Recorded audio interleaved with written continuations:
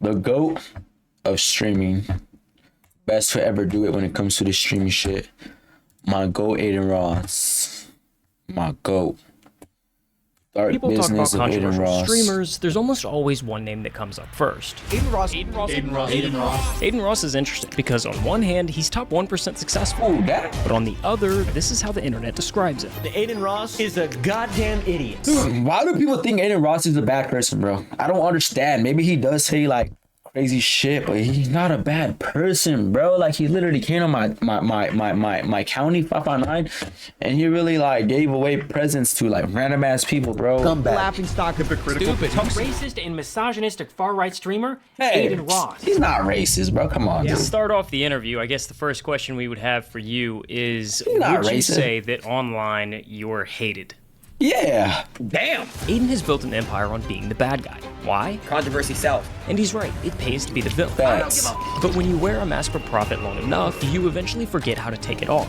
So what's the most true and authentic version of Adin Ross? Well, I've come to realize that the answer to that question is a bit more complicated than you'd think. To understand Adin Ross, we need to go back to before the controversial rise. Back to when he was just starting to figure out something far more simple. How to get people's attention. Adin grew up in Boca Raton, Florida, at least until his parents' divorce scattered his childhood across the country. One year he was the new kid in New York, the next in California, then eventually back to Florida Why again. did it look like that in that picture, bro? 50,000 Hell no. followers on Vine. But constantly restarting life like that forced Adin to adapt fast. He had to figure out new social dynamics and find new friend groups over and over again. Oh hell no, bro. He learned quickly that the easiest way to fit in was to become a mirror, to read the room, make people laugh, and give them exactly the version of him they wanted to see. When you were bouncing around from school to school, do you think that that helped you, like, become the perfect streamer? Like, you figured out how to entertain. I think, yes. I think being socially uncomfortable, being thrown into the deep end of the pool, it makes you. It really, really does. You see, Adin started off as a kid who was forced to learn how to fit in, and in the process, he accidentally trained himself for the perfect job. When he started streaming NBA 2K from his bedroom, that same survival instinct from school kicked in. He'd read the chat and adjust his personality in real time to give the viewers exactly what they wanted. Adjust your personality while you read the chat? And that was the secret weapon that took him from a no-name 2K streamer to the face of Twitch in under a year. Adin saw the ceiling on gaming content and pivoted hard. He quit streaming 2K and rolled out a series called E-Dating that absolutely exploded online. Ooh, I remember But what that. made Adin Ross a household name was his streams with rappers. Think of these streams like a late-night talk show. If the host was 20 years old, totally unprepared and openly flirting with the guests. How big is your dick? Big enough. Adin leaned into being sus, pushing boundaries, making things awkward, and treating platinum-selling artists like they were his actual friends. It shattered the barrier between Hollywood and social media. The internet ate it up. Adin gained over 2 million followers in April alone. We love you, Tekka. Dude, I ain't gonna lie, bro. This was prime life right here. But I think it was like quarantine and shit, kind of. But that was the time, bro. Every motherfucker was on Twitch watching Adin Ross. Bro, I remember like eating food watching this Viewer shit. accounts in the 6 figures, and quite literally becoming the future of Twitch. Dang, dude. For a brief moment, Adin had it all. He was the face of streaming. He was suddenly friends with the influencers that he once adored. But that level of fame is dangerous, because once you have the attention of millions, you become a target for people who want to buy your influence. Facts. Deals that pay insane money, but always come with a catch. Think of it like a button. When you're the face of a platform like Twitch, it's as easy as pushing this button and a few $1 million pop out. The problem is the people writing these checks usually come from some shady places. It's dirty money. Every time you press that button, you sell a piece of your reputation. You invite the backlash in, and half the world learns to hate you just a little bit more. The media hates me, bro. The mainstream media hates me, bro. Most creators keep their distance. They see the money, sure, but they look at the cost and they walk away. And for a while, Adin didn't risk it either, because at that point, Adin was widely known as the edgy, funny guy. When he came onto the scene, he ruffled feathers, but people loved him for it. But that button gets a lot harder to ignore when you grow up with nothing. People think that like I had it very easy my whole life. We were financially stable. Yeah, I ain't medium gonna lie, class bro. Up until I ain't gonna lie, bro. Yeah, I'm pressing that button a couple times and shit, you feel me? Especially, like, look where I live, bro, you feel me? I ain't gonna cap, bro. A little cash could really help my situation, you know what I'm about senior saying? year, it got really hard for us. Yeah, and I would go literally some nights without eating dinner. He realized he could make every single one of those problems disappear forever. All he had to do was push the button. Dang, how much times did he press it? Let's go. Oh, the gambling shit. The temptation became too irresistible. Adin took a massive sponsorship deal with Roulette, one of the earliest online crypto casinos, and suddenly he's gambling live on stream for insane amounts of money. Tens of thousands flying into cartoon slot machines while thousands of viewers watch. That's the reward was crazy. absurd. Leaked messages showed that he was making up to $2 million a month. His lifestyle inflated overnight. Luxury cars, LA mansions, watches that cost annual salaries. I bought a Lambo before that, which was stupid, but at that time, I'm 19 years old. I want to buy a Lamborghini. Making $2 million a month at 19? The money was quite literally life-changing. It gave him the ability to support his parents, help his family, give gifts to friends that don't even sound real. This is not my car. Swear my life. This is your house for a year locked. You don't have to worry about rent for a year. Now, there's a dark side of the button, and we're getting to that. But first, we've got something exciting to tell you guys. So, we started this channel a little over a year ago, and genuinely, it was crazy to see how quickly it picked up steam. Yo, golf carts! Golf cart! W golf cart in the chat. But now, almost every day, we get DMs asking us how we write our scripts, Dude, this or where is do we ad, find this bruh. stuff. How did to find course can be kind of Come on, you're a dude. little sus, but everybody seemed to like you a lot. Towards the end of 2021, things kind of seemed to shift.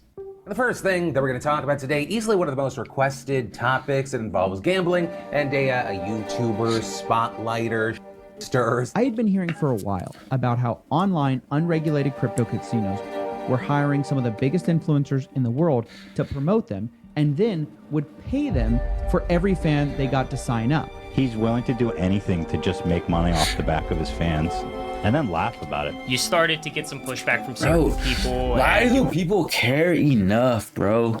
If you know gambling is bad, then simply don't do it, bro. Don't do it.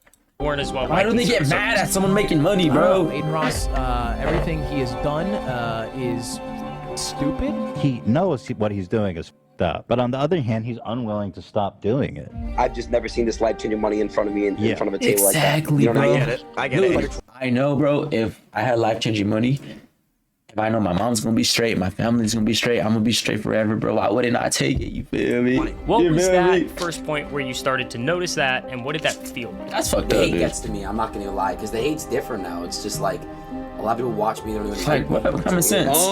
I honestly, at that point, was like, as long as my friends and me are having fun, making good content, my community's happy, I didn't really care at that point. Most creators would panic here. They would apologize, pivot to safe content, and try to win the internet back. But for whatever reason, the backlash did the exact opposite for Adin. For me, I kind of liked it. I liked kind of being, you know, not liked by the mainstream crowd. You know, I like that a lot, honestly. Adin, quit now, and I will respect you. Can't quit now. Then I think then you're turning your head and making blood money. This was a defining moment for Adin, because he realized that being the villain paid better than being the hero. So, he doubled down. Again? By early 2022, Adin traded in the Roulette deal for a massive partnership with Stake. Stake is a different beast entirely. It's a platform with pockets deep enough to headline F1 teams and Premier League jerseys. Hey, So when the pen hit the paper, the financial scale shifted instantly. Suddenly, Adin wasn't making life-changing money anymore. He was making you money. This is where the relationship between Adin and Twitch turned into a dangerous game of cat and mouse. On one side, you have Twitch, owned by Amazon, desperate to keep their platform safe for advertisers like Coke and Disney. On the other side, you have their biggest star, screaming at digital slots and continuing to test every rule in the book. You have to follow policy and follow rules. Now, Adin was definitely the face of it, but he wasn't alone. Hordes of streamers were jumping on the crypto casino's payroll. The platform effectively tore itself in two. Half the top creators were cashing these massive checks, while the other half were screaming about the ethics of promoting gambling to kids. How can you feel good about taking money from people like that? But here was the problem. Nobody was actually breaking the rules. Twitch couldn't punish Adin for something that they allowed. So, they made some changes. They banned unregulated gambling sites entirely. Publicly, they framed it as a moral stance, protecting the kids from the addiction. But if you ask Adin, it wasn't about the morality. It was about the money. How did that all play out behind the scenes? So, Pokimane, Hassan, they pushed for Stake being banned on Twitch. Okay. I was in the gym and I got a text from someone on my team. Just got off the phone with Twitch. They're not banning Stake, bro. No work. They banned it 30 minutes later. So they banned Stake. Why do they ban Stake? They banned Stake because Stake didn't want to cut Twitch in on a check. What does Twitch do? They go to NFL, they do a DraftKings deal worth billions of dollars. So if you go look at Twitch right now, you can gamble on Twitch. They didn't ban gambling. There's a misconception they banned gambling. No. They banned casinos where they can't make money off of. They are currently monetizing off gambling right now. Twitch cut off Adin's gravy train, so he had to pivot, but he didn't go back to gaming, and he wasn't all that into the rapper streams either. So he reached out to the one guest that nobody else dared to touch. Andrew Tate. I see you all over everywhere. You're like the #1 person right now, you know? No dick suck, like, bro. Hey, whatever happened to Andrew Tate, bro? Yeah, I conquered the internet. The internet is mine. All of it. I took it all. In the span of a single summer, Andrew Tate had gone from total obscurity to being the most viral person on Earth. And Adin's first stream with him went absolutely ballistic. It averaged over 100,000 viewers and peaked at 266,118. He lost this was the his biggest stream boxing that he'd ever match. done. Bigger than the E-dates, bigger than the rapper streams. There was no way Adin wasn't doing another one. I've been streaming for a very long time. We're about to peak my most viewers ever had. But there was a massive elephant in the room. Andrew Tate was one of the most, if not the most controversial person on the planet at the time. And because of that, he was systematically erased from the modern internet. Facebook, Instagram, TikTok, they all blacklisted him. However, Adin once again saw a loophole. Tate didn't have a Twitch account, so technically there was nothing to ban. And no one had explicitly written a rule saying you couldn't talk to him on stream, so while the rest of the world was deplatforming Tate, Adin rolled out the red carpet. Can you hear me? Yeah, do you hear me? For the rest of the year, he milked that loophole for everything it was worth, even flying across the world to stream with Tate IRL. I'm talking too. No, you're not. But in January of 2023, the cat finally caught the mouse. Twitch had seen enough and slapped Adin with his 7th ban from the platform, a massive 30-day suspension from streaming. To the executives, it was a disciplinary timeout, a warning shot to force their unruly star back into line. But for Adin, sitting in silence for a month, locked out of his empire, it didn't feel like a lesson. It felt like an attack. It radicalized him. He realized that Twitch wasn't just enforcing rules, they were rewriting them, and in doing so, they were trying to take away his button forever. Adin was done playing games. He was done with the censorship, and luckily for him, there was something being built behind the scenes. You see, when Twitch banned the major gambling sites, they really pissed off the founders of Adin's old sponsor, Stake. Eddie, the CEO of Stake and Kick, he says, all right, you know what? Yeah, let's boss up. Makes a streaming platform. Eddie Craven, who happens to be the youngest billionaire in Australia, decided to step into the ring with Twitch. He wrote out Kick. Kick positioned itself as the antidote to everything wrong with the streaming industry. It prioritized creators over corporate advertisers. It promised total creative freedom, stripping away the strict guidelines that had suffocated streamers for years. But a platform with no users is useless. They needed someone big enough to drive real traffic to the site. My original deal before I got banned on Twitch, which I think was like, what, 2 weeks after I came to Kick? It was something like that. It was like close. a month. I was supposed to go on Twitch, obviously funnel from Twitch to Kick. Twitch didn't like that. It was a big no-no. They took me out, and that was it. After the 30-day suspension cleared, Adin began dual streaming. He would go live on Twitch, talk to his 7 million followers, and tell them to migrate over to Kick for the real content. But he knew he needed a hook. He needed to show them that Kick was different. So he went on this absurd marketing campaign to test every limit he could imagine. Recently, there's been this unholy floodgate, like a dam that's broken in the mind of Adin Ross's brain, that's led to him making the worst decisions imaginable over the last couple months. What the is going on? He pulled up Pornhub live on stream. He tweeted things he knew would incinerate his reputation in the mainstream, including the infamous 2 genders tweet. It did kind of seem like for a minute you leaned into the villain role. Do you think that's a fair and accurate assumption? I do. I remember this like it was yesterday. I went over to Kick, I made a tweet, and I said that there are 2 genders. A lot of people hated me for that. A lot of people are mad for that. And the entire world really went at me for that. But Adin wasn't stupid. He knew exactly what he was doing. I had to kind of say and do some crazy to make Kick pop. I literally might have 2 people in this room this week on stream. Suck my f***ing nuts! Stop it! Twitter, you guys are the reason why the internet is soft. Stop! Bang! He was proving a point. On Kick, you can't be canceled. There's no terms of service over there. You guys can say whatever you want on my chat. Nobody can get banned. But on Twitch, you definitely can. This is cancel culture. I'm gonna cancel culture. I'm Adin Ross, and Adin Ross is gonna say what the f he says. In late February 2023, amidst the chaos of his marketing rampage, Twitch had seen enough. They issued his 8th ban. This time, it was permanent. Dang, dude. A lot of the people on the Kick side of things loved it. And they kept, endorsing it a little bit. Like, oh, yeah, you got it. We love it. We love it. Controversy sells. And it did. And Kick is very successful because of that, so. The bridge was burned, but Adin was standing on the other side, holding the match and laughing. He had successfully migrated his audience. Kick's user base exploded, growing over 400% in months, largely off the back of Adin's controversy. By mid-2023, Adin Ross had achieved something that is statistically impossible in the influencer economy. He had been banned, deplatformed, and labeled a public enemy, and yet he was bigger than ever. Too far? I don't give a cancel me, I don't give a In any other story, this is the part where the creator gets humble. They apologize. They try to rebrand to save their career. Did you feel like that backlash was like deserved? No, I don't. I think that the things I say and the things I do is what 90-something% of the streamers and the online people say I off do camera. care, bruh. I don't know. It just depends though, because obviously, like, I don't think he should care, but he's a fucking millionaire, but he lives like in a freaking 30 million mansion, bro, and his family's taken care of. He's rich as hell. He continues to make money, bro. I wouldn't care either in that position, bro. But like now, I don't know, bro. A little hate will get to me. I don't care. He realized that on Kick, there were no referees. He had equity, he had a contract, and most importantly, he had an audience that followed him because of the chaos, not in spite of it. He was technically uncancelable. So instead of pivoting to safety, he started treating real life like a side quest. He launched a boxing promotion company cleverly named Brand Risk. He saw the massive numbers in influencer fighting and decided he wanted to own his own league. Netflix Most Valuable Promotions Jake Paul vs. Mike Tyson mega event makes history with over 108 million live global viewers. Damn. This was his crack at trying to build a billion-dollar business that could outlast his streaming career. I launched a brand. My Brand Risk brand. Yeah.